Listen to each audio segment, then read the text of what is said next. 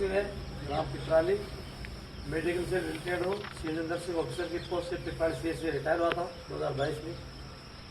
मैं लगभग 64 साल की उम्र तक बिल्कुल हेल्दी था, ना कोई बीपी था, ना कोई शुगर था, ना कोई कोलेस्ट्रॉल था, ना कोई मतलब कोई भी बीमारी नहीं थी। जो ही 64 क्रॉस हो गए पैसे उस तो कुछ वैल्यू चेंज से रहे, जिसकी वजह से पहले मेरे सीरम ट्राइग्लिसराइड बढ़ना शुरू हुआ। 450 प्लस सीरम ट्राइग्लिसराइड हो गया था। मैं टेंशन में आ गया ज़्यादा कि मैंने कभी बीमार नहीं पाली, अब क्या होगा। क्यों मेडिकल से रिलेटेड हो, इसलिए छोटी मोटी जानते हैं कि किससे क्या बीमारी बढ़ती है। उसकी वजह से मैंने दवाएं तो चालू नहीं की। मैं किसी कंपनी में काम करता हूँ, AWPO ने, उसके मैंने प्रोडक्ट खाना शुरू किया। कुछ उनसे रिलीफ मिला मेरे को, लेकिन जितना चाहिए था उतना नहीं मिला। फिर भगवान की दया से यहाँ पे योगा शिविर चालू हुआ।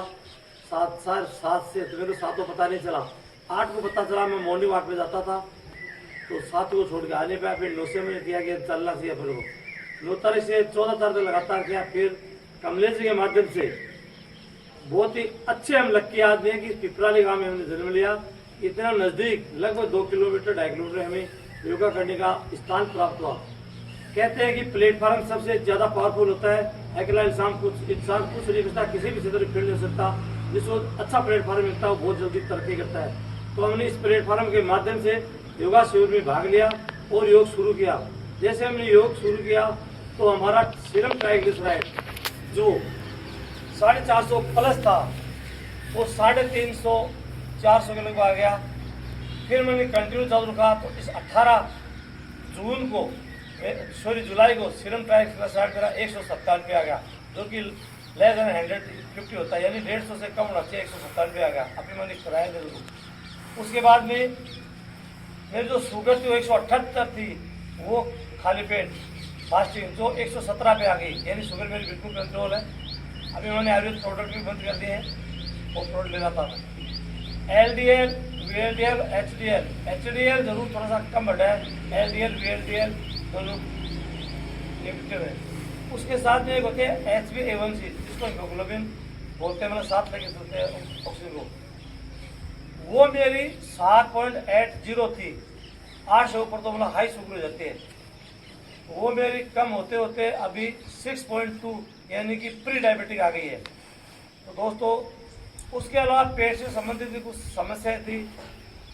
सुबह टॉयलेट में तो टाइम भी लगता था, रोड लेते थे या पानी खूब पीते थे, तब तक कॉन्स्टिपेशन नहीं होता, वरना हो जाता था। तो बहुत ही ईजी, यानी रखे से ही बहुत कम टाइम लगता है, वो तो फिर टाइम लगता है, इसलिए लेट कर देता है मेरे कई बार।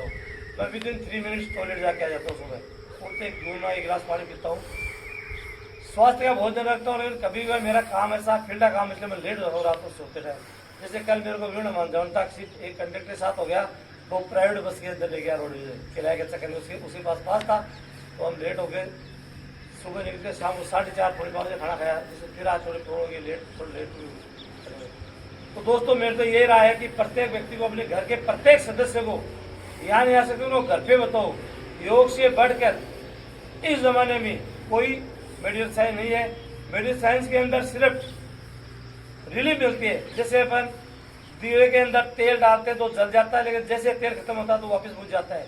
उसी तरह से जब तक आप मेडिकल में लेते रहते हो, कुछ दवाएं ऐसी हैं जैसे हाइड्रोकोर्टिसोन वगैरह अपने लिए लेते हैं, 10 मिनट सांस में आराम आ गया, लेकिन जूस का असर कम हुआ, वापस लग गया। आपके दर्द आपने एक जैसे इंजेक्शन लगा दिया, उसका 8 घंटे असर रहेगा, जैसे 8 घंटे